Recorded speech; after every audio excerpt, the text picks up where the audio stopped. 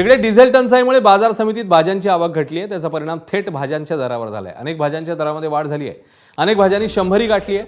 वाढलेले भाजी दर सर्वसामान्य गृहिणींना परवडणारे नाहीयेत, त्यामुळे त्यांचं बजेट कोलमडलं.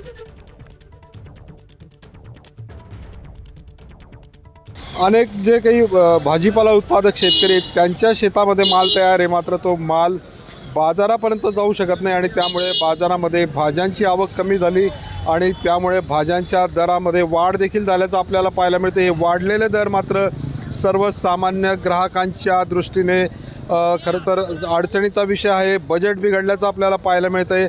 आपल्यासोबत या ठिकाणी काही गृहिणी आहेत की ज्या भाजी खरेदी करतायत आणि त्यांना आपण बातचीत करणार आहोत. ताई, काय सांगाल, आज तुम्ही या ठिकाणी मेथीची भाजी खरेदी करायला आलेला आहे, काय भाव मिळते भाजी तुम्हाला? 20 रुपये पाव मिळते. पहिले 10 रुपये पाव मिळायची मेथीची भाजी, आता किती महागाई झाली, काय खायचं आम्ही, काय घ्यायचं? गवाराच्या शेंगा 100 रुपये किलो झाल्या, निंबू 100 रुपये किलो, 10 रुपये पाव मिळणार आहे.